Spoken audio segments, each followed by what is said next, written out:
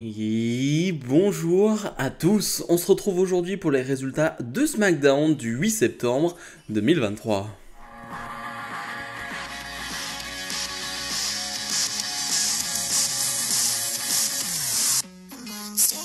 Comme d'habitude, je vous invite à mettre le pouce vers le haut et à vous abonner si ce n'est pas encore fait. Bien évidemment, je suis toujours en partenariat avec Oli, cette marque de boissons et de thé. Donc n'hésitez pas à aller checker ça dans la description et à utiliser bien évidemment les codes promo Total Catch et Total Catch 5. Le show bleu qui s'ouvre avec Io Sky, la championne, qui va faire équipe avec Bayley face à Shotzi et Charlotte Flair. Un match qui va durer quoi, 5-6 minutes, quelque chose comme ça. C'était correct, c'était plutôt correct. J'ai pas grand chose à dire sur ce combat, honnêtement, c'est très classique. On va pas inventer des choses dans ce match. Le seul moment qui est plutôt intéressant, c'est le moment où Charlotte Flair rentre sur le ring. Et là, clairement, l'atmosphère générale, l'ambiance générale dans cette arène de Boston, je crois qu'il y a 12 000 personnes. Donc ça s'entend quand tout le monde crie. Et là, pour le coup, tout le monde a crié. Ouais, ça change totalement d'ambiance quand Charlotte Flair rentre sur le ring. Et honnêtement, c'est correct, encore une fois, mais il n'y a pas grand chose à notifier. Finalement, ce qu'on va retenir, c'est que pendant le combat, Bayley va être distraite, on va se demander pourquoi. Et bah parce que Asuka est de retour. Asuka, on l'avait plus vu depuis quoi? Bah depuis qu'elle avait perdu son titre lors de SummerSlam, je crois. Donc ça fait quand même un petit moment, ça fait quelques semaines maintenant. Et donc du coup, Asuka va prendre le titre de Io Sky qui était dans les bras de Dakota Kai. Dakota Kai qui est toujours blessé, hein, qui d'ailleurs ne devrait pas faire son retour aujourd'hui, maintenant. On parle plutôt de janvier, février. On verra bien aux alentours du Royal Rumble, bien évidemment. Mais donc Asuka va distraire Bayley et sur le ring. Donc Shotzi va en profiter. Victoire de Shotzi et Charlotte Flair.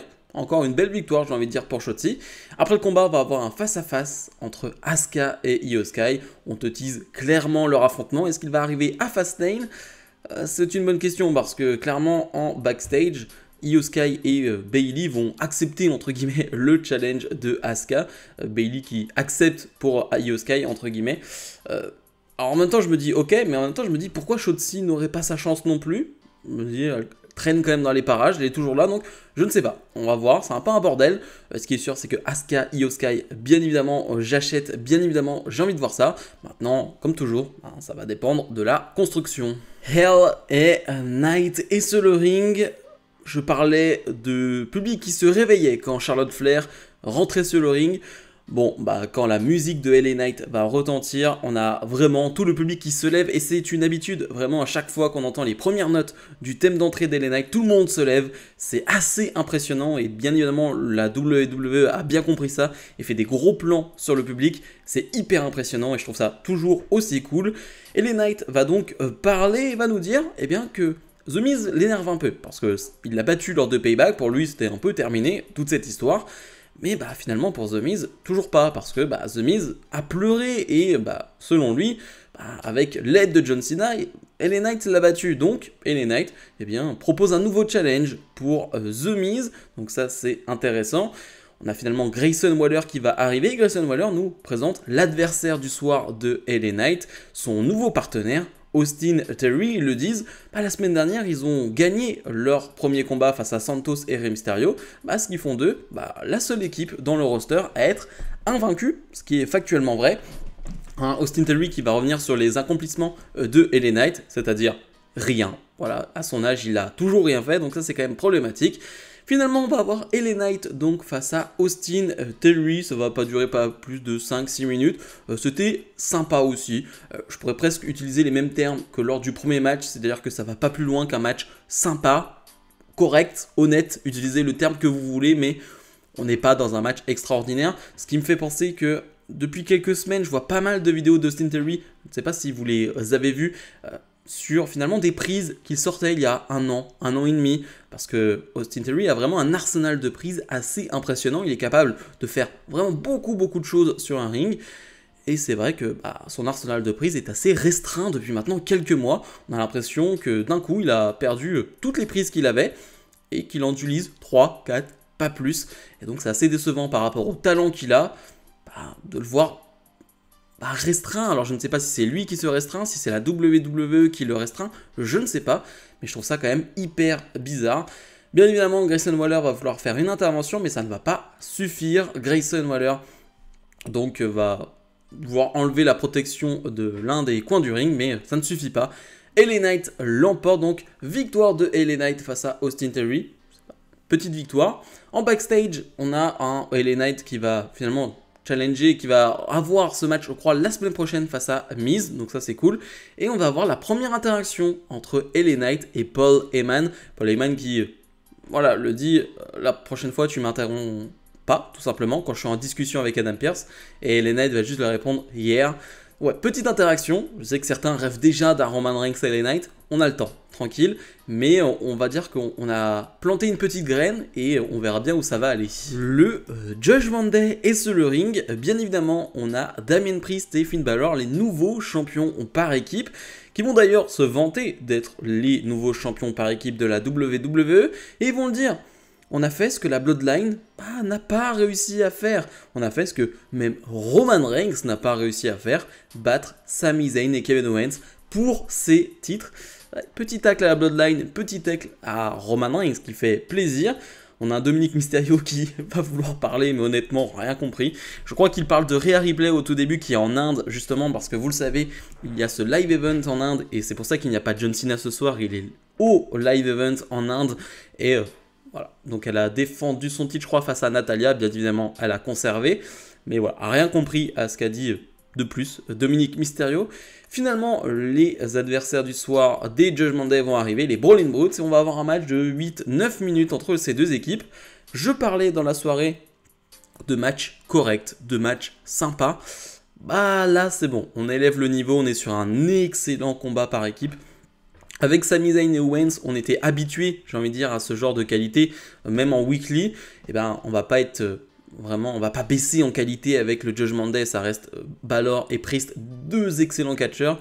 Donc franchement, on va là aussi avoir des matchs de qualité en weekly avec le Judgment Day en tant que champion par équipe. Et là, bah, ça ne manque pas. On a vraiment un très très bon combat. On a Butch qui, encore une fois, sort une belle performance.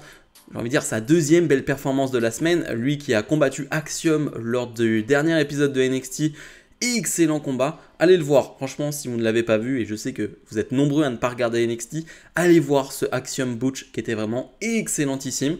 Franchement, ouais, deux grosses performances de Butch cette semaine. Et en plus, on va essayer d'y mettre un certain suspense pendant ce match. À plusieurs reprises, on va croire que Butch va pouvoir l'emporter, pouvoir donner la victoire à son équipe.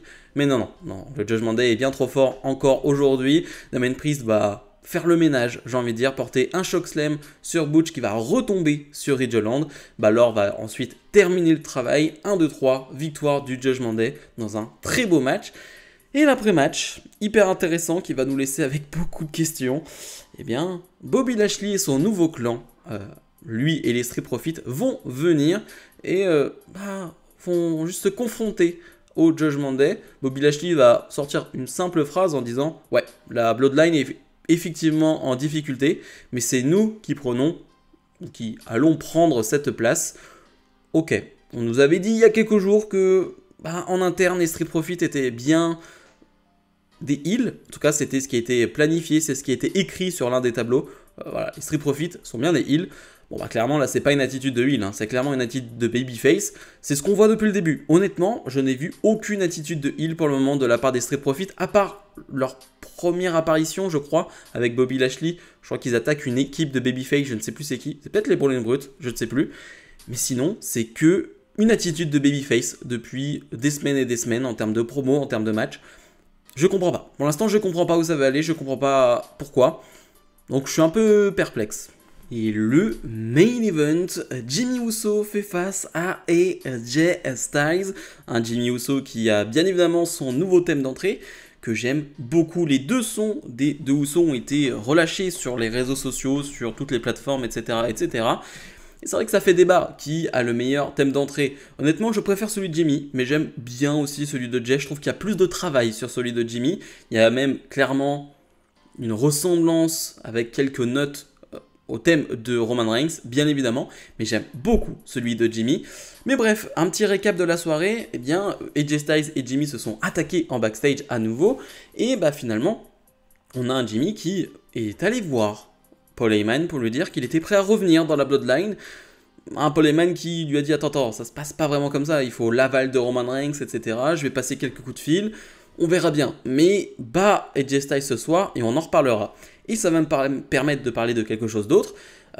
La semaine dernière, en commentaire de la vidéo qui parlait de SmackDown, je crois, même de Raw, je ne sais plus, eh bien, vous avez été quelques-uns à me dire que je ne parlais pas des segments en backstage et que c'était dérangeant. Et je vois bien que ce sont des nouveaux qui clairement disent ça, parce que je l'ai dit depuis le début, clairement cette chaîne n'est pas là pour faire du résultat pur, juste pour parler des résultats. Voilà, ce n'est clairement pas le point de vue de cette chaîne, ce n'est clairement pas mon envie. Bref, franchement, allez voir d'autres chaînes le font, très bien. Allez voir d'autres sites qui donnent les résultats. Moi, je suis pas là simplement pour vous donner les résultats. Honnêtement, indiquer, et là je vais vous parler d'un segment concret qui a lieu en backstage, juste vous dire, Asuka était en backstage et a dit personne n'est prête pour Asuka, et on passe à autre chose, ça m'intéresse pas. En fait, je vais pas le notifier parce que ça m'intéresse pas, ça n'apporte rien. Je vous parle des segments qui, en backstage, apportent quelque chose. Et à chaque fois qu'il y a des segments intéressants en backstage, des segments qui apportent quelque chose au show, eh bien je le notifie, que ce soit, on va dire, dans le déroulé normal de la vidéo ou alors en bilan. Mais globalement, j'en parle. Alors, ça peut m'arriver de ne pas parler d'un ou deux segments qui ont peut-être été intéressants pour vous, mais globalement, j'en parle, des gros segments. Donc voilà, c'était pour faire un petit point. C'est pas mon point de vue, moi, de parler simplement, de donner les résultats. Ceux qui me suivent depuis longtemps le savent, je suis pas là simplement pour donner les résultats, ça m'intéresse pas. Sinon, je ferais pas de vidéo. Honnêtement, si c'était simplement pour donner des résultats, Asuka est en backstage, fait ceci. Alors, Damien Priest est en backstage, il y a eu une promo avec machin, et je lis un script, ça m'intéresse pas. Petit point, voilà, juste pour vous le dire, comme ça au moins c'est clair et net, j'aurais plus besoin de le redire.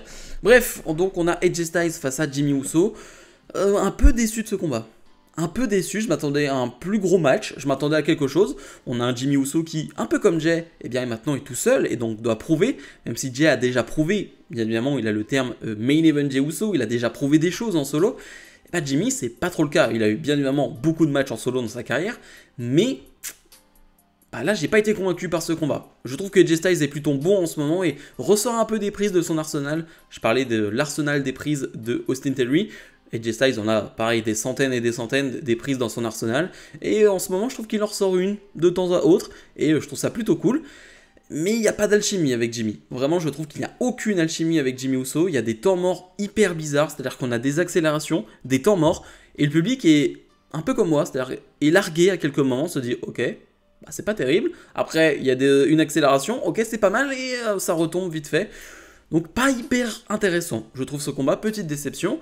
Pendant le match, on a Solo Sikoa et Paul Heyman qui vont être présents. Et clairement, Jimmy Uso, tu le vois, il attend une intervention de Solo. Il attend une aide de Solo qui n'arrive pas.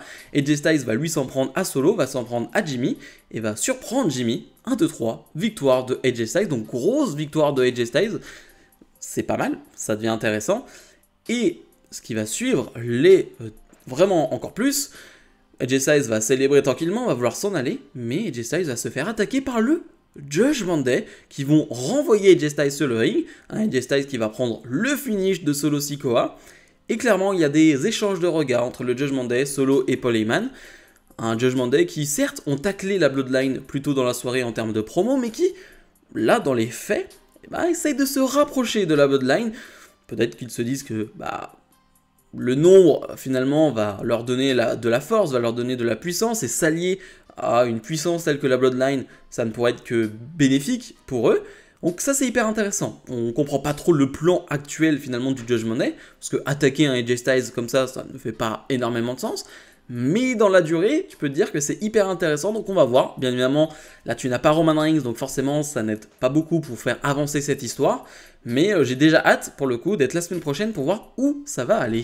Bilan de ce SmackDown, j'ai trouvé ça correct. C'est un peu le mot de la soirée, mais en fait, je peux pas donner un autre adjectif plus puissant, plus positif que ça, parce que à pas mal de moments, je dirais pas que je me suis ennuyé, mais j'ai trouvé ça assez quelconque. Je l'ai pas dit, mais c'est vrai que je parlais d'Asuka contre Io Sky. Le match n'aura pas lieu à Fastlane, mais aura lieu dans 2 semaines à SmackDown. Ok, pourquoi pas. On va voir où ça va aller. Mais ouais, il y a des matchs qui sont corrects, il y a des promos qui sont corrects. Et t'as, je trouve, le Brawling Brute Judgment Day qui est vraiment excellent. Mais dans l'ensemble, je dirais pas que je m'ennuie, mais quelconque. Vraiment, c'est le terme aussi, quelconque. Le show se passe et finalement, je retiendrai le main event, la fin, finalement, avec cette possible alliance entre le Judgment Day et la Bloodline qui pourrait arriver dans les prochaines semaines. En tout cas, c'est ce qu'on nous laisse comme impression. Ça m'intrigue. Ça, c'est ce qui va me donner envie de regarder SmackDown la semaine prochaine. Alors, bien évidemment, je regarderai SmackDown, mais vous voyez ce que je veux dire. La seule hype, on va dire, pour la semaine prochaine, avec le LA Knight Miz, bah, c'est ça. Parce que ça me donne envie de voir où ça va aller, quelle suite on va avoir. Sinon, le reste, pas beaucoup d'efforts. Pas beaucoup d'efforts, je trouve, sur le show bleu. Donc, ma note sera de 6 sur 10. Bref, comme d'habitude, n'oubliez pas de mettre le pouce vers le haut, de vous abonner. Et nous on se retrouve bien évidemment dès demain pour mon récap de l'actualité WWE de la semaine. Salut, salut!